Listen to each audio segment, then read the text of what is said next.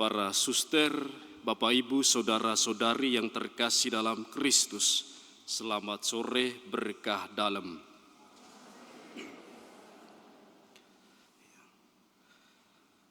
Ada saatnya bahwa kita akan ada bersama, ada saatnya bahwa kita akan berpisah atau tidak ada bersama. Maka setiap kali kalau ada orang yang akan meninggalkan kita untuk selama-lamanya, tentu ada yang memberikan wasiat. Biasanya soal harta gono gini, soal tanah lah, macam-macam lah. Oh, tanah ini untuk anakku yang pertama, tanah ini untuk anakku yang kedua, dan sebagainya. Tetapi ketika Yesus meninggalkan para muridnya, dia tidak memberikan wasiat atau pembagian harta benda, tetapi dia memberikan amanat. Memberikan amanat. Ya tentu kalau amanat ini sifatnya harus dilakukan. Amanat harus dijalankan. Maka ada 3 amanat dalam Injil yang Yesus katakan kepada para muridnya. Amanat pertama yaitu mereka diminta untuk senantiasa mengasihinya. Dengan cara apa? Dengan menaati atau mengikuti sabdanya atau firman-Nya. Tetapi Yesus menyadari bahwa tidak mudah dalam situasi ditinggalkan oleh dirinya dan juga situasi di sekitarnya. Tentu ini tidak mudah. Bahkan mereka akan lupa akan apa yang telah dia katakan. Maka dia katakan lebih lanjut dalam amanat yang kedua, bahwa penolong atau Roh Kudus, dialah yang akan mengajarkan segala sesuatu dan mengingatkan mereka.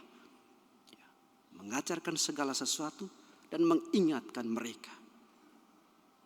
Dan amanat yang ketiga, bahwa Yesus dia memberikan damai. Damai bagimu.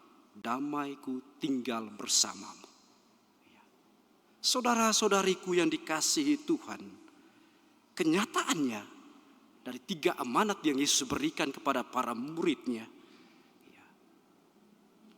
sungguh terjadi sesuatu yang menggoncangkan iman para murid. Dalam perjalanan ketika Yesus naik ke surga, kemudian Yesus mencurahkan Roh Kudus-Nya,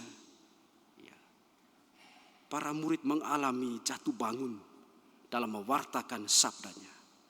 Maka dalam bacaan pertama dalam Kisah Para Rasul, terjadi sedikit perselisihan antara orang-orang yang datang dari Yudea, tentu orang-orang Yahudi yang menghendaki bahwa orang-orang yang bukan Yahudi, dalam hal ini mereka anggap orang kafir yang baru mengikuti Kristus, mereka itu harus disunat. Maka persoalan sunat yang muncul pertama kali dalam kelompok para rasul atau para murid. Sehingga terjadilah konsili pertama, konsili di Yerusalem tentang sunat. Apakah boleh atau tidak?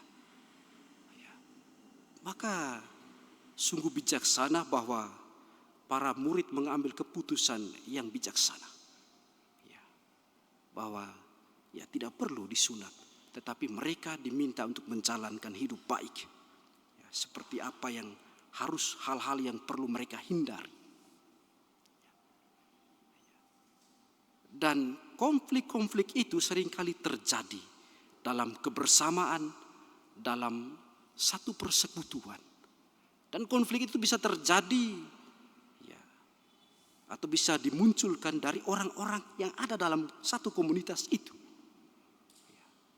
Ada iri hati, ada cemburu, maka terjadilah konflik.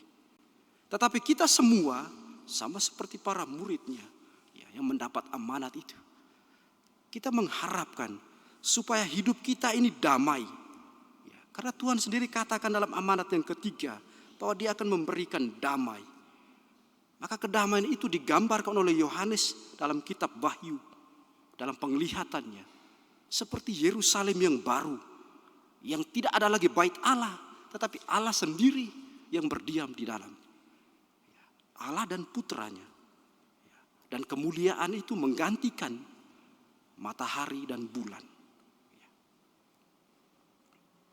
Dan kita semua menghendaki seperti itu. Bahwa dunia kita, komunitas kita, keluarga kita hidup dalam damai.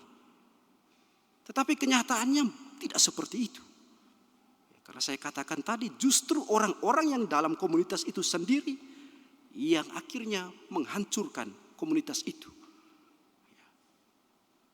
Maka tanpa kita sadari, kita sendiri tidak menuruti firman Tuhan. Dengan kata-kata kita yang kasar, dengan perbuatan kita yang tidak berkenan, seringkali mengecewakan, menyakitkan orang-orang di sekitar kita. Maka saudara-saudariku yang dikasihi Tuhan, meskipun kita tidak menuruti perintah Tuhan atau kita lupa akan firman Tuhan atau akan sabda Tuhan, tetapi Tuhan masih menjanjikan kepada kita akan Roh Kudus, Roh Penolong yang akan senantiasa mengajarkan segala sesuatu dan juga akan mengingatkan kita. Maka Roh Tuhan, Roh Kudus senantiasa menyertai perjalanan hidup kita supaya kita tetap kuat dalam satu persekutuan, dalam satu komunitas, dalam hidup menggereja. Sekarang ini Bapak Ibu Saudara-saudari, kalau berseluncur dalam dunia media sosial, kalau kita tidak bijaksana, tidak kritis, iman kita akan mudah goncang. Banyak ajaran-ajaran sesat. Kalau kita tidak kritis, tidak bijaksana, maka kita akan lock out. Kita akan jauh dari Tuhan. Karena itu saudara-saudari, Roh Penghibur, Roh Kudus akan senantiasa mengingatkan kita dengan cara. Tuhan hadir dengan caranya mengingatkan kita. Maka dengarkanlah suara Tuhan lewat orang-orang di sekitar kita.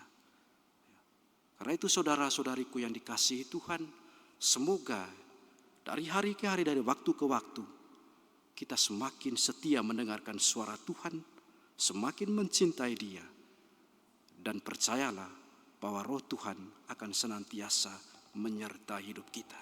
Tuhan memberkati.